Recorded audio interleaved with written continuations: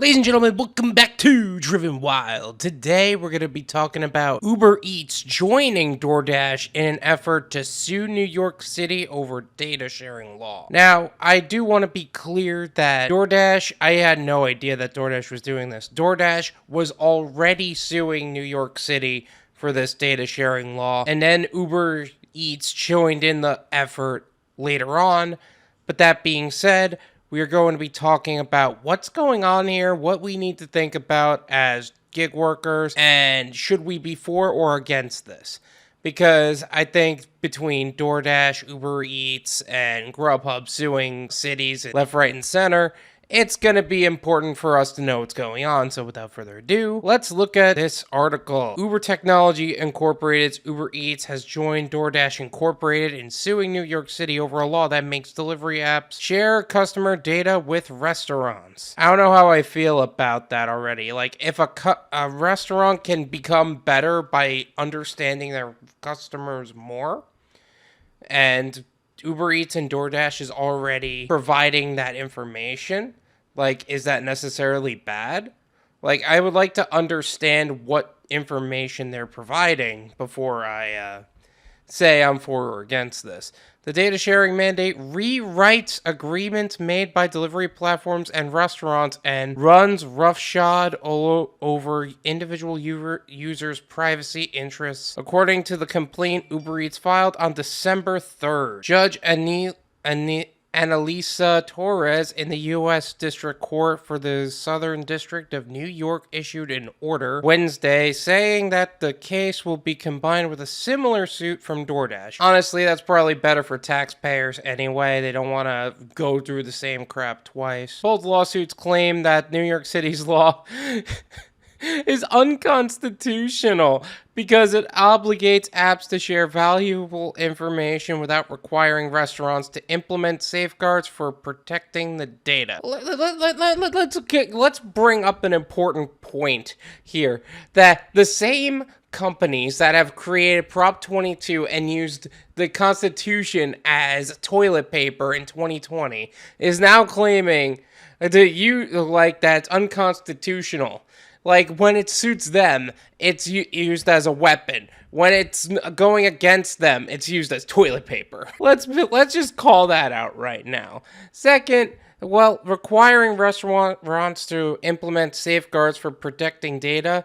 You know, honestly, I feel that if restaurants are going to receive data, I'm wondering how sensitive the information they're receiving is. For example, if they're if they're understanding what I'm ordering from the restaurant, okay, well, that's kind of to be expected, right? But what if you're getting our whole order history? Like, what if the Uber Eats platform actually provided all of our orders from the moment we got on Uber Eats? What if they provided all that information, what you're ordering and everything in between? How would you feel about that? I'll tell you what, though. One of the things I heard on the radio recently, I listen to the radio. One of the things I heard on the radio recently is that the idea of your food order history is as sensitive to people as someone's browser history on their computer. Which, first off, no one's going through my browser history. I just telling you that now. But that being said, would I care that much if people knew what I was eating? I don't know how these restaurants would use that information. Would advertising companies use that information?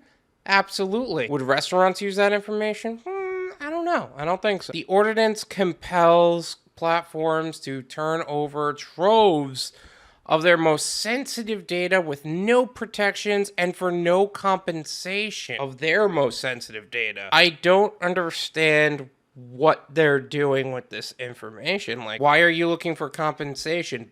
Is this going to go right back to the Robin Hood point of why people are upset that you're routing order flow? And with no protections, Uber Eats would end up being liable for a lot of stuff if that were to happen. I don't know how I feel about that from Uber Eats either. If Uber Eats is selling information to third parties, that's already not good. But it would explain how some of these companies are staying afloat when they're not actually making anything. And the city agreed in October to not enforce the law against DoorDash while its legal challenge plays out in court. Uber Eats is also the seeking the same reprieve from enforcement while this case is going on. So from September till later, they're actually not being enforced on the law while they're suing. Actually, this kind of goes back to a talk I heard that they were talking about how financial industries are using financial advisors. But the financial advisors are selling products that don't actually provide the best possible product. They don't have that fiduciary obligation if they're simply a financial advisor. Or if they're a fiduciary and a broker, they can claim they're a fiduciary and provide broker advice. But the reason why that's not being enforced is because they're kicking the can down the line and kind of pushing back the court date. This is something that I'm seeing that's happening here with DoorDash, where they're I would say that they're kicking that can down the line and hoping they don't end up on the receiving end of that. But this is a city issue as opposed to larger federal issue. Because I don't think New York City has the same laws as the rest of the world. The data sharing law, that is. Although it should be. New York restaurants push for data sharing to allow direct marketing to their customers, sidestepping delivery apps that the industry has become more reliant on during the pandemic-forced closures. Ooh, so this is actually New York restaurants are really pushing for the data sharing. I don't know if we as customers or even as drivers maybe, because if the restaurants do well, us drivers do well. So we're kind of rooting for the restaurants.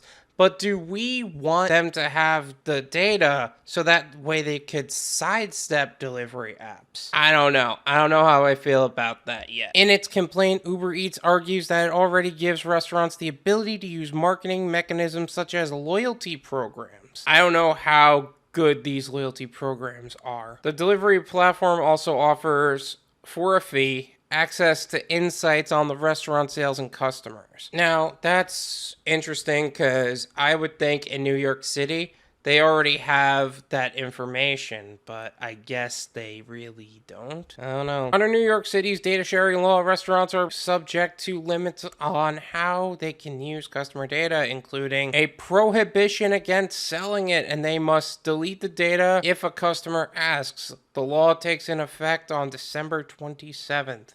So 2 days after Christmas. One side of me says, this is actually very constitutional because you shouldn't be selling data to third parties, period, because that goes against privacy. But at the same time, I would actually be okay if a restaurant can actually become better by having insights on what's actually trending, what's making money, what's not making money. I feel like DoorDash I had a problem with because DoorDash, I almost want DoorDash to fall. But Uber, a part of me says letting restaurants have that data would then make us gig workers less necessary, and they can actually just have their own drivers at some point. So, from a business perspective, I say all for it. From a gig worker specifically, I'd say I would prefer you keep that information to yourself. Again, the articles are always in the description. This is my opinion. It's worth what you pay for it. None of you pay me. There you go. And from an American, from a gig worker, from just an overall legal standpoint, I would say the data sharing law is 100% constitutional, and DoorDash and UberEats shouldn't have the right to sell our information to third parties. But from a perspective of a business owner and wanting to see other business owners win, you know how expensive it is to run a restaurant already. Having those type of insights to give you a certain level of edge that allow you to make more money in the long term, that data sharing will be able to provide a very good aspect to what restaurants really want. For DoorDash's specifically, one of DoorDash's programs is actually to be a restaurant, like a restaurant's courier, while the restaurant builds their own brand. So the customer would go through their main site, let's say